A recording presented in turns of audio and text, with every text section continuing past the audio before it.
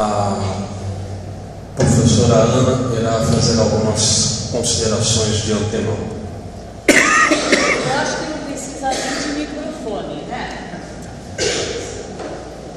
Bom, então boa noite a todos, né? Eu estou falando em nome da direção, do corpo docente. Depois, se cada um tiver uma palavrinha, também é importante, né? Que fale alguma coisa. Hoje é um dia importante para todos que aqui estão. Na realidade, nós estamos, né, no último TCC do curso de petróleo e gás. Na realidade, eu falo no último ano, mas nós estamos terminando com um ciclo de vida do colégio, né? Um ciclo de vida que teve sucesso, que teve caminhos incertos, depois caminhos certos, enfim, um histórico que na realidade a gente vai lembrar não só aqueles que estão terminando este ano, né, 2014, mas um histórico de muito tempo, né? Porque o acaso tem uma história, né, de pessoas que hoje estão bem profissionalmente, começaram aqui, né, de pessoas que hoje têm até um nome bem divulgado dentro aqui da nossa sociedade santista, não é verdade? Então, esse momento é um momento importante, né? Não tem fogos, não tem balão de gás, mas é um momento de grande reflexão. E vocês estão fazendo parte desse momento, né? Que eu espero que seja um momento reflexivo, um momento de paz, né? Um momento de tranquilidade, que vocês vão se apresentar com bastante tranquilidade, porque nós estamos hoje num momento histórico, no último TCC da nossa escola, não é verdade? E isso é um marco, né, de um começo novo para todos vocês ou para todos nós. E vamos começar em outras jornadas, também jornadas repletas, né, de surpresas pela frente, mas surpresas positivas, e que a gente não pode esquecer que tudo na vida a gente tem que levar em conta o esforço pessoal de cada um, porque a vida apresenta as pedras, não é? E daqui para frente que vocês saibam aproveitar este diploma que vocês vão receber e façam dele o início de uma longa jornada. É importante que vocês continuem estudando, né, que vocês continuem lutando por essa parte profissional, que só depende agora de vocês. Tá bom, gente? Então, um bom TCC, que vocês sejam felizes, bastante calma, não motivam nervosismos. As pessoas que estão aqui são todas amigas, tá bom? Então, tudo de bom, tá?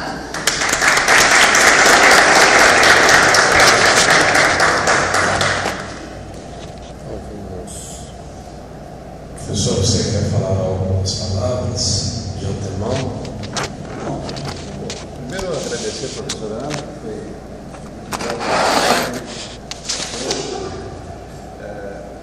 lembrar a vocês que é uma coisa, vocês estão apresentando TCC hoje, Não, e é verdade, isso vocês estão marcando uma parte do histórico na escola, que a gente vive sempre, é que a escola continue. E tem fortes indicadores que ela vai continuar, tá? Como a professora disse, tem que ser uma fase, e liberar para começar outra. Então, é uma história, uma longa história, essa história irá continuar.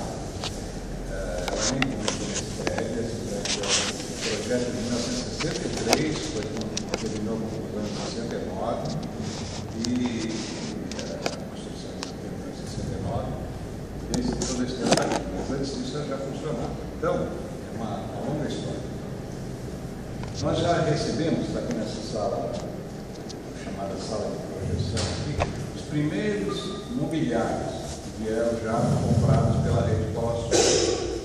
Então, esse é um sinal real de que o processo está andando e aqui deverá funcionar realmente uma ideia. No sábado, vem uma equipe de arquitetos e seus auxiliares aí, que vão fazer o projeto, estão fazendo já na aqui, ver algumas coisas, o projeto de atualização do edifício, para colocar a parte de acessibilidade, elevador e algumas outras coisas que tem que ser feitas, parece que vai ser colocada a funcionamento central.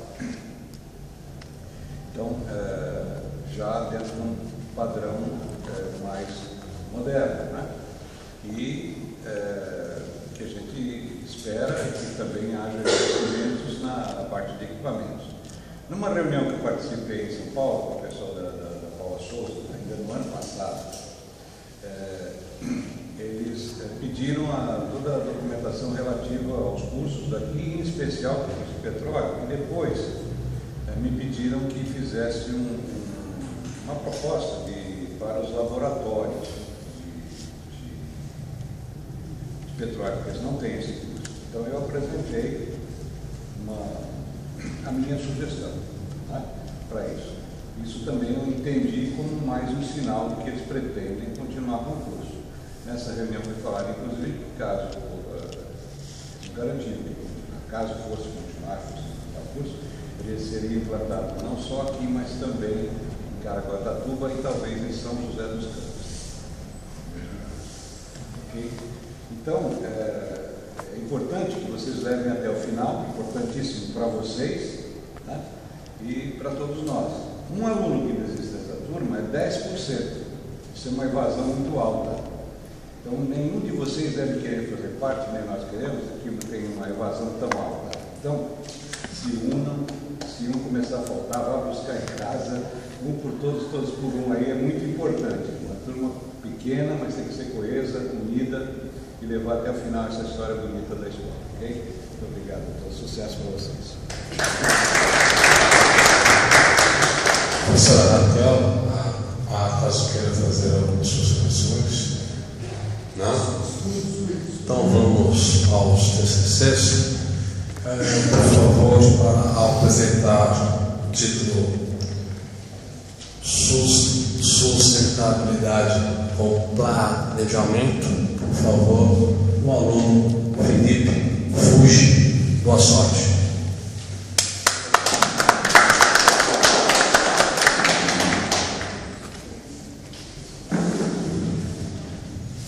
Boa noite a todos, boa noite, colegas.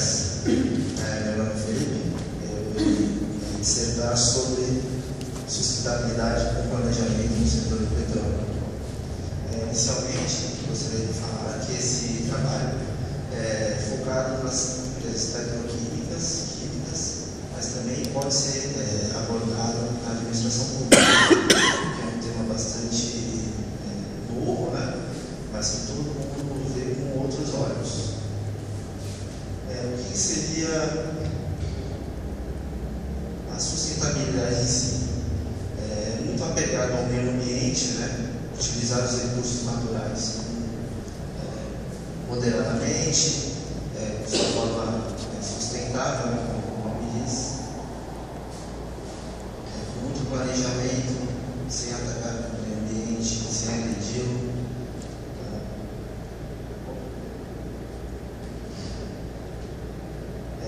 Abordando a sustentabilidade empresarial. No setor de petróleo, nós visamos as embalagens,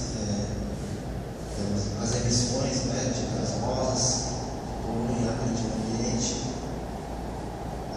Eu abordei esse equilíbrio sustentável numa equação que eu tive com conhecimento de gestão da logística, né, que você abordaria todos os seus gastos, depreciação do imóvel e tal, e você poderia projetar no futuro o que você realmente gastaria com materiais, com reuso, reutilização de equipamentos, a manutenção de equipamentos, e a gente chegou a uma conclusão que é viável e possível no setor de petróleo. Ações sustentáveis. O que seriam ações sustentáveis?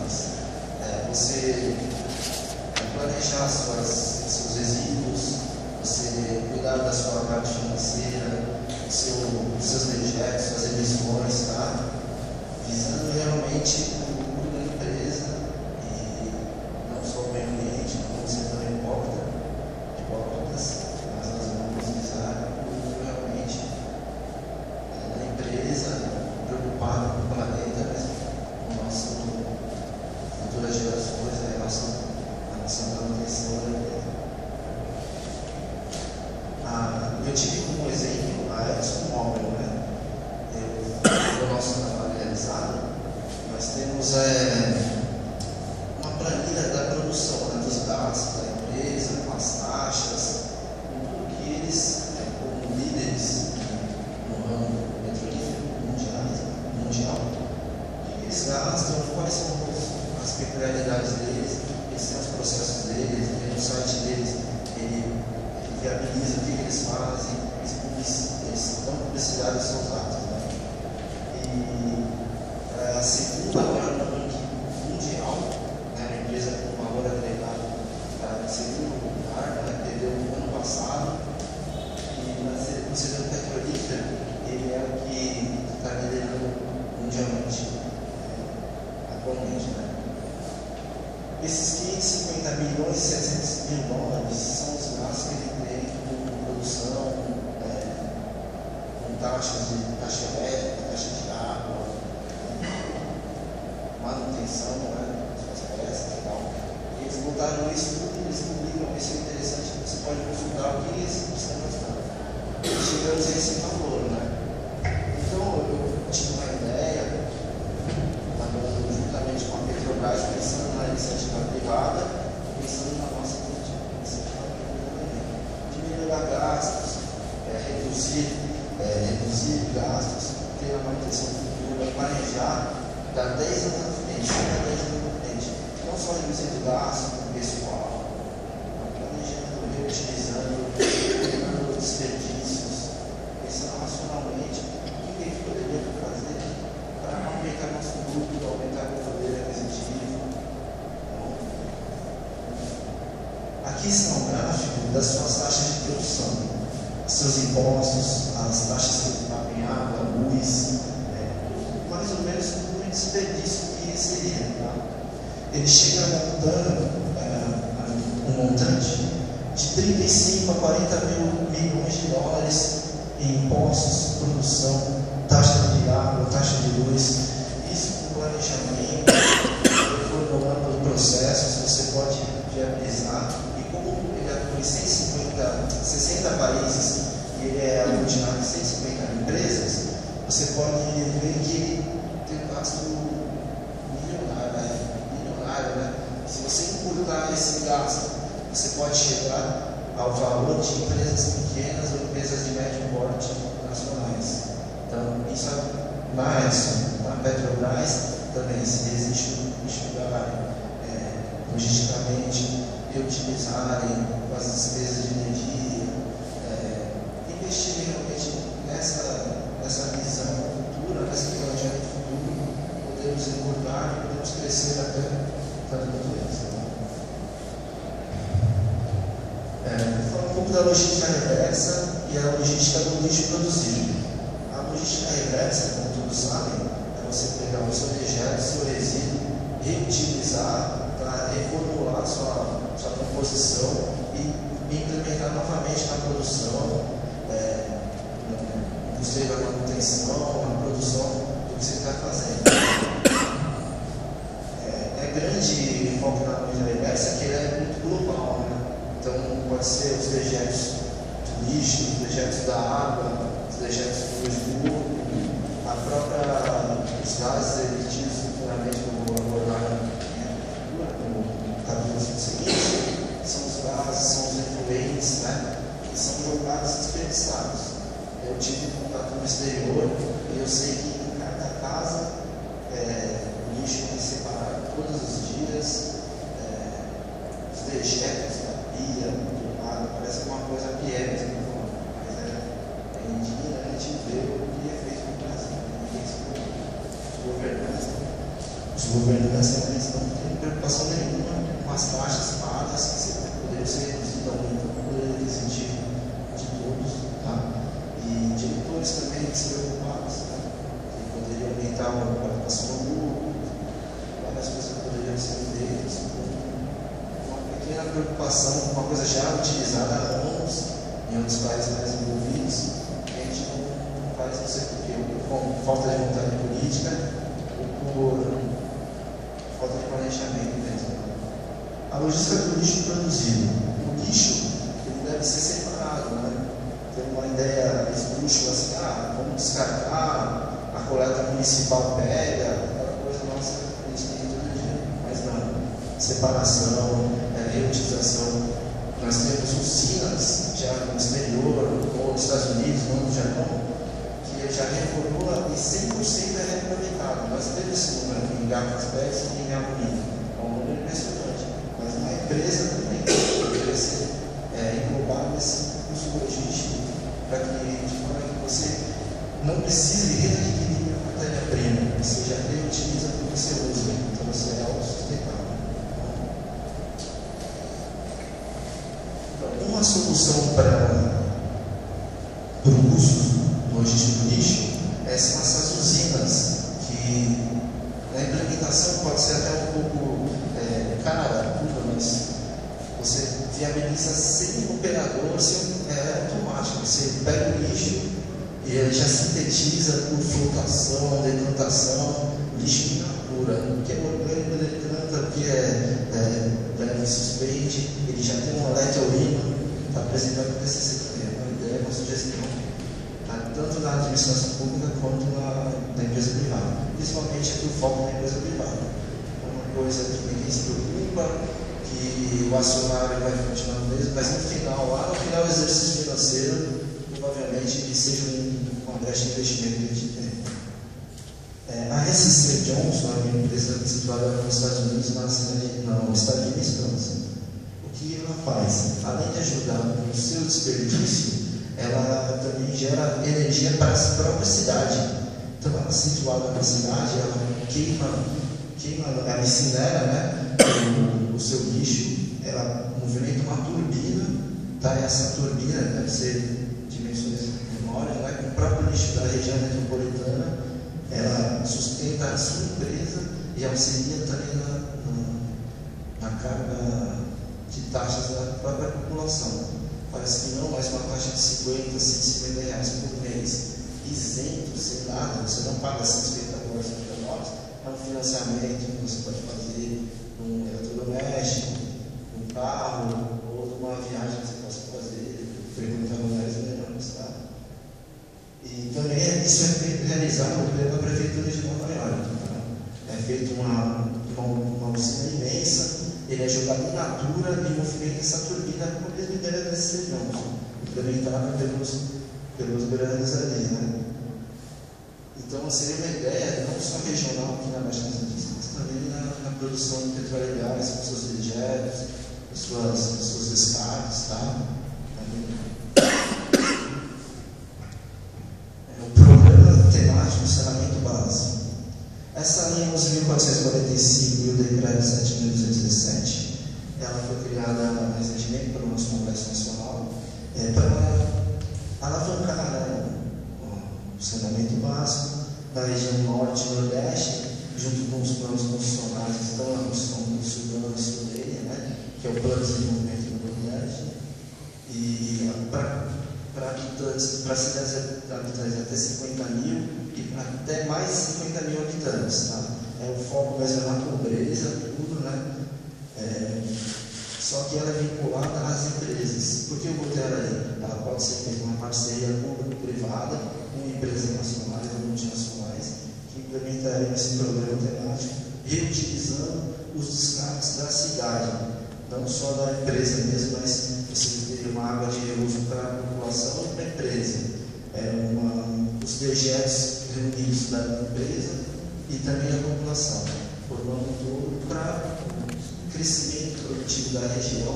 Parece que não sei se vocês já visitaram, já visitaram o Nordeste, a bolsões de pobreza, que é notório, e a desigualdade social incrível. Implementando isso com uma parceria público-privada, não vai ficar tão caro para o governo e vai ficar caro para os habitantes. Então, criação de canais, captação de água, tratamento dos efluentes, como diz a carta, como fez a primeira de Brito em Santos, a gente cresceu lá pelo Rio São Francisco, Paranaíba, daí aqui também a gente precisa fazer. Nós apontamos no nosso nosso trabalho algumas soluções também para o saneamento básico. Tá?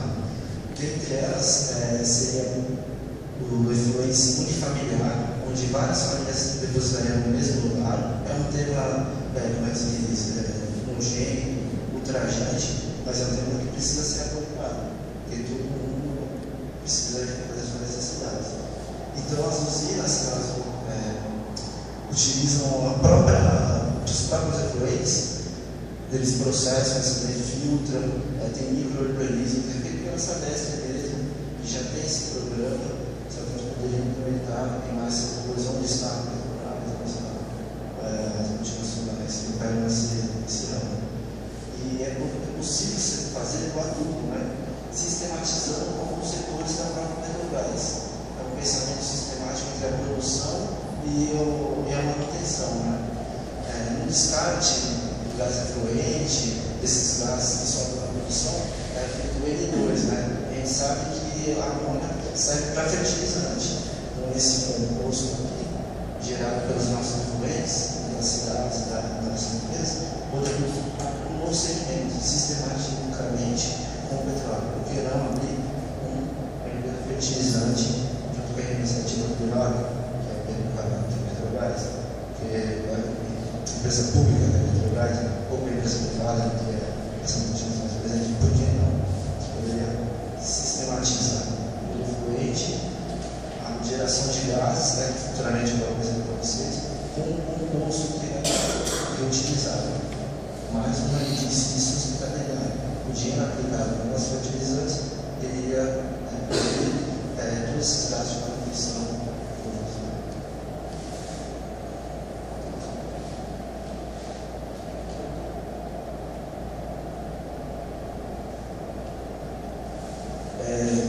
No nosso trabalho também, a gente aborda os desperdícios pelos próprios funcionários.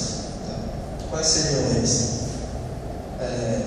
A água, né? Aquele desperdício de ficar horas e horas a fio, tanto da população nas cidades, como nas fábricas também. O que seria isso? Você chega, deixa aberta a torneira, você se preocupa em horas a fio de banho, tem todo esse problema de abastecimento que é real, está acontecendo, a gente precisa ver os nossos olhos. A chuva está escassa para alguns setores, para algumas localidades geográficas falando. Então, o que seria viável? O reuso da água, chegar a economia de 30%, 12%, restritores de vazão, chuveiros com válvulas populares. Porque para nós funcionários, a gente recebe mensalmente, é muito confortável, mas para quem faz exercício financeiro, assim como o trabalho, é difícil. Não estou dizendo os donos, mas eu falo dos donos, a gente somos nós mesmos, né? Porque nós somos contribuintes e pagamos os impostos federais que se fazem pelo brasileiro. Vale ressaltar também que nesse reuso de água, você pode ter as águas pluviais mesmo, sustentando os seus banheiros, suas privadas, sabe? E fazendo uma economia muito interessante mesmo, que no final uma aula de exercício assim, pode ser interessante. Aqui está o sistema de esgotos, né? Essa daqui é uma estação japonesa, da Mizuno. O que seria ela? Ela é feita hoje, lá já trabalhando, todos os edifícios têm isso. Então a própria água de torneira e de água que eles usam no quintal, o próprio esgoto, aliás, de eles usam, é reformulado nessa daqui e sai uma água limpa, ele torna de novo para a torneira. Parece que não, mas é uma economia, é uma taxa de água que você não paga mais, é uma energia elétrica, já são duas, então o poder aquisitivo vai aumentando, a economia vai fluindo, você pode financiar mais, você pode fazer um planejamento melhor das famílias e das famílias financeiras da empresa. Estações compactas e a compostagem também já foi feita. Agora um tema muito polêmico que é a energia elétrica. Né? Essa energia elétrica também tem muito problema de desperdício de horários, né? Existem horários para a pessoa consumir, consome mais, consome menos. Né? Então tem que ser feita toda uma reformulação programação de horários, de apagar a luz nos horários mais, como se diz, de maior movimento, de maior custo, porque a geradora, a operadora, ela cobra mais caro em certos horários, então você vai ter que diminuir ou a intensidade da luz, você vai ter que redistribuir, e existe esse mecanismo, que é a compensação de energia elétrica, de vários setores da empresa. Tá? E foi criada agora, recentemente, essa revolução normativa. O que seria ela? Você pode gerar sua própria energia elétrica com microgeradores, tá? Usando a tecnologia usada, a energia é usada na empresa, e você pode gerar a mais. Quer dizer, se você gerou 100 kW e gastou só 99, 1 kW você devolve para a rede, tá? Isso aí serve de bônus para você usar. É excelente ideia, que provavelmente vai ser abraçada. E traz economia, né? Como eu disse, análise de contato de energia elétrica, nos vários setores você direciona quanto precisa mais, então você vai compensar potências e energias em vários setores, e utilizando os horários também.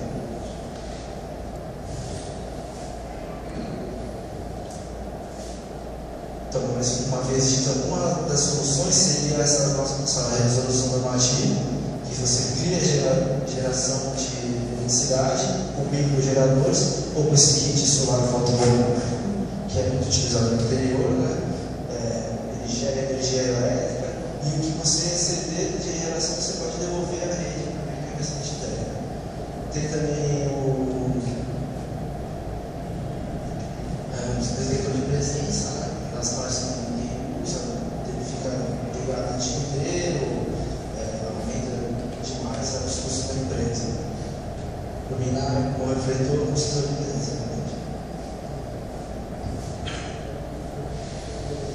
Agora nós vamos entrar realmente nos resíduos da produção do petróleo, né, que seria a sustentabilidade dos nossos processos. Durante a formação do petróleo, da gasolina, da nafta, mediante a destilação fracionada, sobra nos separadores, nos filtradores, sobram resíduos, né? Sólidos mesmo, aquela chamada borra oleosa. Essa borra oleosa é descartada e não é reprocessada por elevado custo, por vários fatores que falam. A reciclagem dos resíduos sólidos da produção tem como exemplo a cimenteria e a incineração. Isso parece ser bem fácil, bem viável, né? Você pega o descarte, a borra, queima, e reduz, né? Por reduções químicas, ele reduz de tamanho, você já pode descartar viavelmente qualquer, seja a terra, a eletricidade, mas não é o que a nossa inteligência permite, né? Porque você reduz e é armazenado no solo, né? Provavelmente contaminado no solo, vai ter uma série de emissões desnecessárias que podem prejudicar o nosso meio ambiente. Então, nessa produção da gasolina, da nafta, no último mês, depois da destilação, da pressão induzida, vem essa reforma catalítica, que eu poderia falar que poderia ser aperfeiçoada, de opinião. E as emissões de O2, NO, CO, que são feitas pela queima do combustível na fase final, né, que é a forma política, poderiam ser compensadas e liquefeitas, tá, produzindo como se diz, o gás em cilindros, armazenado em cilindros, tal, que é uma coisa complexa, mas já existe. Futuramente eu vou abordar esse que seria a criogenia. O que seria a criogenia? A baixa pressão, a baixa temperatura, liquefaz o gás e é liberado o que é viável, o O2, o NO, ele é liberado e ele é armazenado em tanques, né? Isso é feito por algumas empresas, tá? Líderes de mercado também, e com grande liderança, que pode ser feito na Petrobras, e é outro nome também que a gente poderia estar utilizando para sustentar nossos processos. Porque gera renda, vai gerar competição, mas a gente tem que realmente entender. Esse gás de síntese, ele também foi elaborado pelos alternativa viável para o combustível escasso para o petróleo. Ele pega carvão, biomassa, pega o que tiver ali, ele pode, o que você tiver de combustível, ele reformula através de compressão, queima também, e produz o etanol e o metanol também. Então você não precisa do petróleo realmente. Você tem aqui, né, faz a destilação que consegue realmente fazer a cidade formar um outro combustível também, muito interessante. Aí essa criogenia, com a compressão que eu falei para vocês, do O2 e do CO2 e do H2, que é o hidrogênio, eles formam os combustíveis da NASA, né? Que ele é imperfeito, então tem maior poder de explosão de calor. Essa é a empresa Liquid que eu falei para vocês, a empresa dos resíduos gasólicos. Mas ela tem um processo que é pegar o ar atmosférico mesmo, né? Então, a atmosfera comprime ou abaixa a pressão, ou retira a pressão, liquefaz, consegue botar em cilindros, né? E é comerciável isso. Ela tem 600 unidades e a maior abastecedora da cidade de Minas é das químicas. Com todo respeito, eu sou soberano, mas a cidade poderia utilizar os processos dela na nossa empresa, precisar de fornecedor e tal, levar no comércio de compressão de gás. Parece ser banal, mas ele fornece 600 unidades, 600 é muita coisa. Então ela vai fazer esse tratamento de efluentes até de perigosos, metais pesados, quando ela consegue separar o ar que está venenoso, o nitrogênio, tudo está no ar, inclusive nessa fase de reforma catalítica que eu observei, que pode ser feito também. Que você vai, em primeiro lugar, vai separar o nitrogênio de uma forma viável de criar renda, gerar ativo na empresa e melhorar. Essa condensação criogênica de volta é a mesma coisa também. Ele comprime o ar na produção, as emissões gasosas, pode ser quanto pesado que for, ele consegue separar, botar em cilindro, separa metais pesados e ele comercializa e abastece muitas categorias com os processos dele. No nosso trabalho foi sugerido até a recuperação ou adquirir a tecnologia deles, que tem máquinas só para isso. No final da nossa produção, por que não? Só botar a nossa plataforma uma máquina deles, pagando eles, financiando, seria muito viável. No final do nosso trabalho, a gente botou alguns custos adicionais da empresa. Aquilo que no exercício financeiro de um ano, a gente poderia enxugar para poder ter mais dinheiro para investir. Parece que é uma coisa de pão duro, mas não é uma coisa de crescimento. Às vezes você precisa organizar a casa, fazer algumas reformas para poder crescer, para poder ser acionário, mostrar para os seus acionistas, mostrar para os seus consumidores que você está liderando, você está preocupado, tanto com as emissões, você está preocupado com a empresa, tá? Você está querendo crescer, também com a comunidade das outras multinacionais, das outras colaboradores também. Então, nas rotinas da empresa, o que a gente pode fazer nas telecomunicações? Receber tudo propriamente excluir melhor a operadora, tá? Que tem um ganho de 30% a 33% de gastos. Então, isso uma média empresa é muito caro, é um valor muito alto. Nós podemos fazer a recuperação de crédito e assistência tributária. O que é isso? Que com ICMS, IPTU, ISS, podem ser discutidos, tá? Revistos até de 10 anos para trás e planejar 10 anos para frente também. Passivo do FGTS trabalhista, muita coisa que você pode enxugar, você tem que rever, porque se passa lembrando, isso vai absorver o teu ativo, vai virando passivo e é preocupante para a empresa. Custos custos logísticos de armazenagem, de transporte, distribuição, tá? Isso também tem que ser visto a horas bem abertas, porque não depende só da gente. Então você vai ter as estradas não ruins, falta de caminhões, falta de planejamento de combustível. Você tem que calcular tudo isso na administração da sua frota, requisitos de distribuição, planejados, o maior alcance possível, né? Para você não ter excesso de recursos e poder reduzi-los até, né? Planejando no final do exercício financeiro, você tenha um demonstrativo bom, acionário, para que as obras dos seus consumidores, das suas ações, você tenha um lucro realmente expressivo, máxima confiabilidade.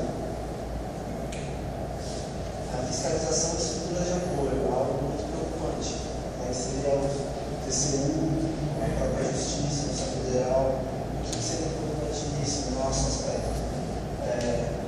Cuidado que você tem com o meio ambiente, não agredindo que as multas são pesadas, o cumprimento dos prazos, porque tem multa diária, se você não cumpriu a determinação deles, você não cumpriu o ajustamento de conduta, você antever o que vai acontecer lá na frente, você tenta fazer reuniões com os promotores e tal, para evitar uma ação civil pública, evitar um inquérito penoso, e justamente o direito, porque a gente está aqui, claro, o meio ambiente também, mas a gente está preocupado nas situações, nosso patrimônio ativo, patrimônio recursos pessoal.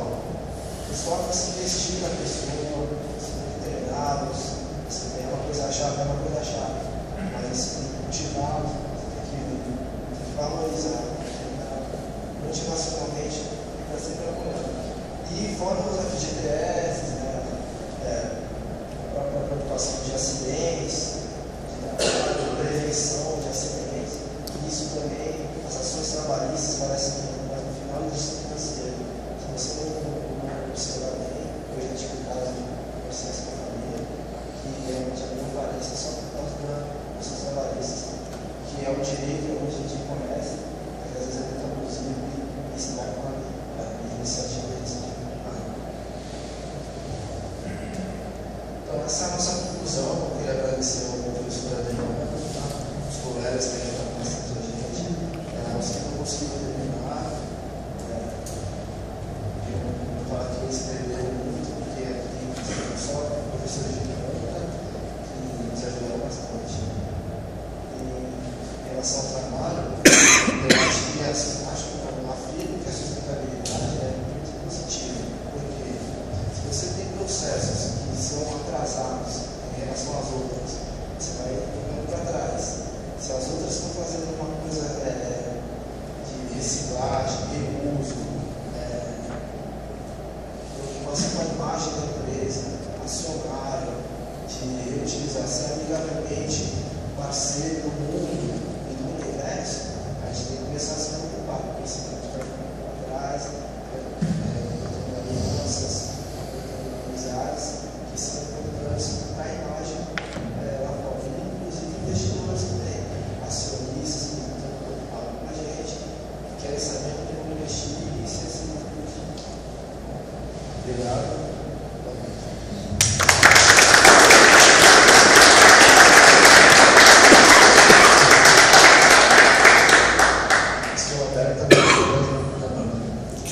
Parabéns, Felipe.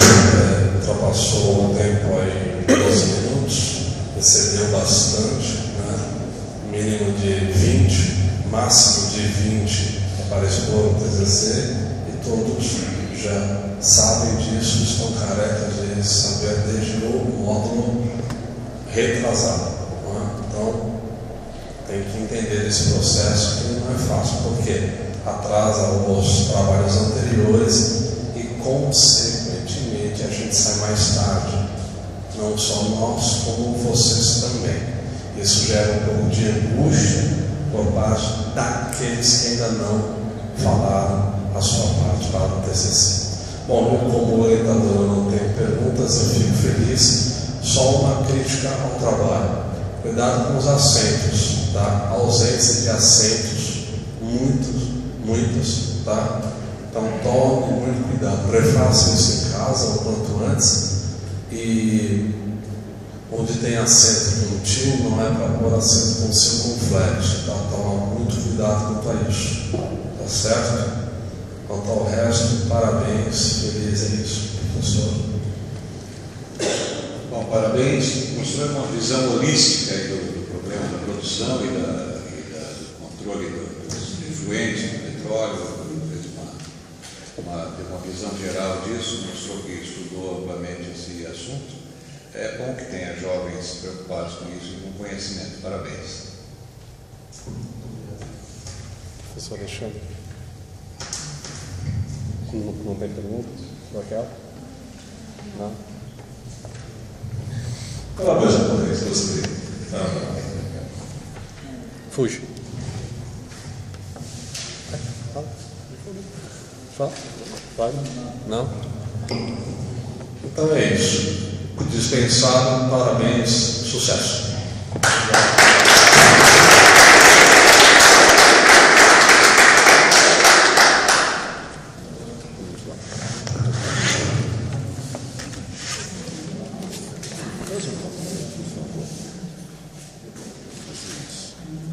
Para compor a próxima equipe, eu chamo a Adriana, o André, o Fábio, a Renê e a Vera para apresentar o TCC Garantia de Escoamento e Segurança.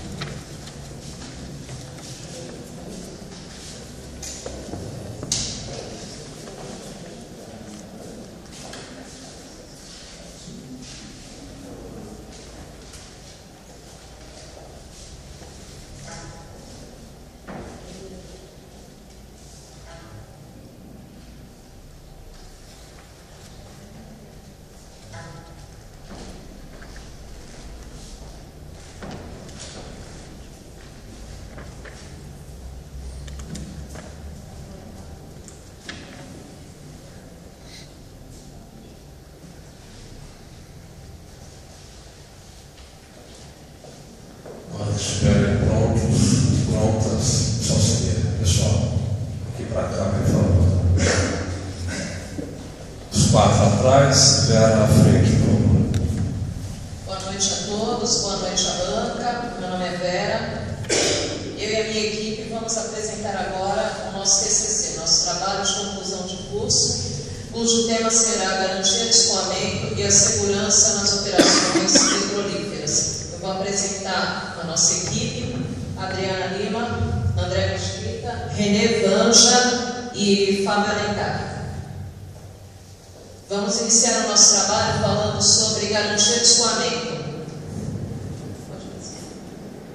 A garantia de escoamento é um termo usado recentemente na indústria do petróleo e gás e trata de uma série de atividades, uma série de medidas que são tomadas para se garantir o escoamento dos fluidos produzidos na exploração do petróleo, desde o momento da exploração no reservatório ou no poço, passando pelo processo de separação dessa mistura multifásica ou destilação, chegando até o armazenamento da mesma.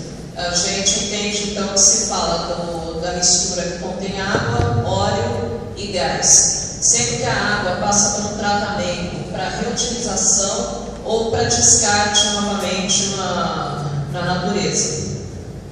Dentro da garantia de escoamento também são levadas em considerações medidas para prevenção, mitigação e remediação da ocorrência de substâncias como hidratos, parafinas e asfaltenos e também de incrustações inorgânicas formadas por sulfatos e carbonatos.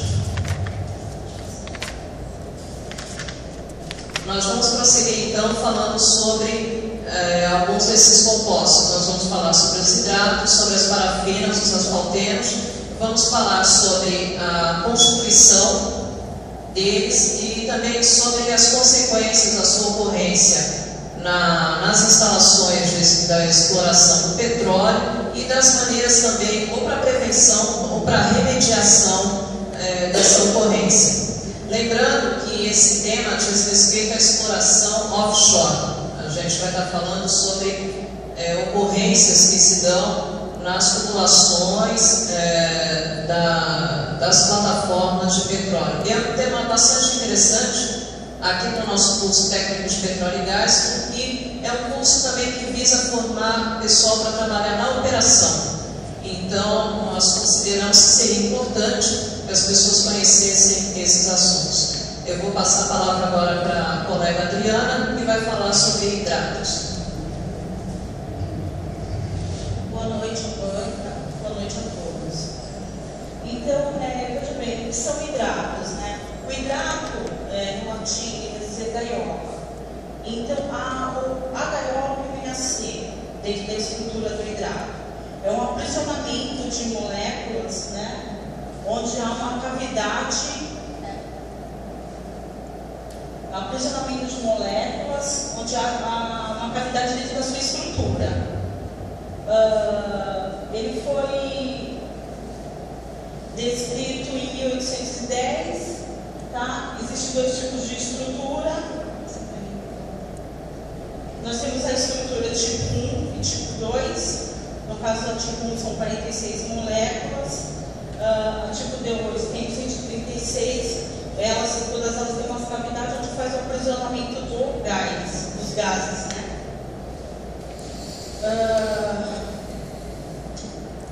O hidrato é uma...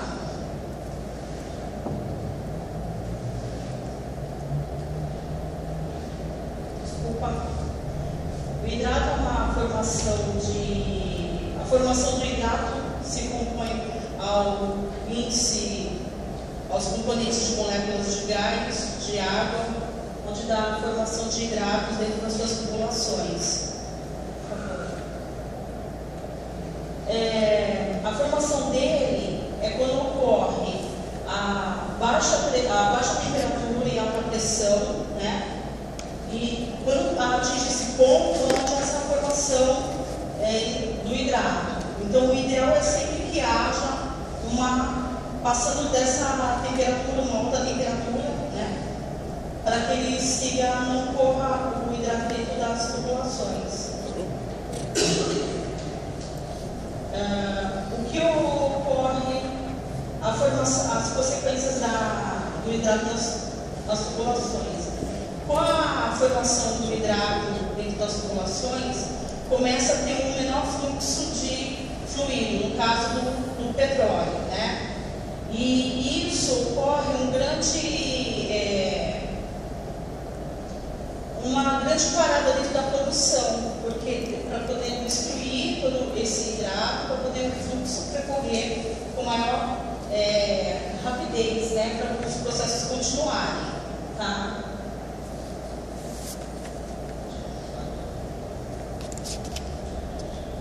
Pode passar só uma figura. Aí estão mostrando os hidratos. Tem o primeiro, que é uma leve formação, né, ainda muito pequena. Vejo nas outras figuras, as tubulações estão bem destruídas, né? Então, dificultando a passagem do fluido. E agora eu vou retomar a palavra a Vera, onde ela vai falar sobre a prevenção e formação de hidratos. Agora a gente vai falar sobre a prevenção da formação dos hidratos. Existem vários métodos utilizados para isso. Nós vamos falar só sobre alguns deles, porque é um assunto muito vasto. Então, nós vamos falar sobre o uso de inibidores termodinâmicos, os cinéticos, os antiaglomerantes, o uso dos tampões e também o isolamento térmico. Tá? Os inibidores termodinâmicos atuam alterando as condições termodinâmicas de formação dos hidratos. Eles são os mais utilizados. Eles funcionam em qualquer situação de formação dos hidratos, eles baixam a temperatura da formação deles, eles atuam com qualquer composição de hidrocarbonetos, tá? O mais utilizado deles é o metanol, e só que eles têm algumas desvantagens. Por exemplo, eles têm que ser utilizados em grandes quantidades, você precisa ter um armazenamento dessa substância no local, eles não atuam em conjunto com outros inibidores, então se você está usando um inibidor termodinâmico, você tem que trabalhar só com ele, ele não atua em conjunto com o outro, e necessitam de um sistema de bombeamento. Os inibidores cinéticos atuam na etapa da chamada nucleação. A nucleação é quando são formados aqueles núcleos de hidrato, eles começam a se dispersar, e essa dispersão permite que o hidrato comece a se desenvolver indefinidamente. Daí que ele começa a crescer, digamos assim, e passa a ocupar a tubulação. Então, os inibidores cinéticos atuam nessa etapa. E os antiaglomerantes, eles atuam no meio líquido, eles têm que ser dissolvidos em água para estar funcionando. Com relação aos tampões, existem os tampões de glicol e de glicerol. Quando tem um poço que ele vai ficar sem uso durante muito tempo, são utilizados esses tampões. Existe um aquecimento ativo, e também é um método que visa combater justamente a diminuição de temperatura. Como já foi dito, os hidratos se formam em baixas temperaturas e altas pressões. E também o isolamento térmico. Eu gostaria também de citar o seguinte: os hidratos, nessa situação, a gente está falando sobre a formação deles em tubulações de exploração de petróleo. Mas existem os hidratos também na natureza, que são grandes reservatórios de metano, gás metano, que existem teorias que eles poderiam ser utilizados futuramente como combustível, tá? Mas existem também polêmicas, porque alguns dizem, por exemplo, que o metano, quando ele fosse utilizado, ele poderia afetar a camada de ozônio. E também acredita-se que o custo para essa exploração seria muito alto. Agora eu vou passar a fala para o André Mesquita, que ele vai explanar a respeito das parafinas. Boa noite. Tá. Como definição de parafinas, as parafinas são do próprio componente do hidrato. Tá? E quando também é diferente do hidrato, tá? Que quando abaixa a temperatura, a formação viscosa e tem uma característica que, além do alto peso molecular, a grande formação de carbonos, átomos de carbono, e tanto as ligações, tá? As quais são simples, tá? Ou ramificadas, tá? Óleos parafínicos são praticamente óleos leves na parte da formação da parafina, onde tem uma grande variedade de parafinas, parte de naftenos, tá? E aromáticos. Tá? E quando a temperatura e dentro disso, dentro da parte do hidrocarboneto, tá? Além do hidrocarboneto, existe uma solução que não faz parte do hidrocarboneto, no caso seria o sólido. E quando a temperatura dele ele abaixa, a primeira solidificação são os sedimentos, tá? Que é a formação da parafina. Aí nesse caso aqui, quando tem um bloqueio de uma linha de deposição de parafina, onde ao decorrer da produção, tá? A parafina começa a se aglomerar na parte da tubulação, e com o tempo há perdas de pressão, e aí dá um pouco a pouca evasão. Então aqui, nessa parte aqui da prevenção de formação de parafinas, quando vê coluna de produção praticamente totalmente obstruída, também na coluna de perfuração também pode-se observar também a formação de parafinas. Tá, agora prevenção de parafina que a gente podemos utilizar. A partir dela seria manter a temperatura do hidrocarburo dela constante, tá? E caso ela diminua, apareça o fluido, tá? A partir do escoamento. No caso aqui, um dos setores que é utilizado, o tipo de arranjo da tubulação é diferente da offshore, tá? No caso aqui é um sistema pipe, tá? Onde o próprio nome, a tradução literal fala. Cano dentro de cano, tá? E o que esse sistema aqui faz? Existe a pressão hidrostática externa, onde o próprio hidrocarburo passará pela tubulação menor, onde vai manter a temperatura, tá? E vai ser uma pressão constante. Então, onde não há formação da parafina abaixando a temperatura. E outro tipo de previsão também sobre pipe seria a parte de ela sendo identificada. Passará uma corrente de alta amperagem, tá? Onde essa fusão, tá? Aqui seria a própria tubulação, tá? E manteria constante a temperatura, um ponto que não há solidificação da própria parafina, tá? E a parte, ponto negativo desse sistema, que seria o ideal, é o alto custo de aplicação dele. Porque se você for pegar, tá? Um exemplo, se fosse Caraguatatuba, a refinaria lá é o gasoduto, tá? Não há a parte de informação. Se fosse esse sistema lá, em vez de ser gás, fosse óleo, tiraria da própria plataforma em direção à parte da planta de destinação, era um custo muito alto. Então, praticamente, é quase zero a utilização desse tipo de sistema. Há casos que é benéfico a utilização, tá? Desse sistema pipe identificado, que é a formação da corrente elétrica e o aquecimento do hidrocarburo. Agora passo a ler a palavra para o Henrique. Boa noite, a banca, convidados. Eu vou falar sobre os asfaltentos. Os asfaltentos são substâncias, são compostos aromáticos de alto peso molecular, e essa coloração vai de marrom escuro a preto.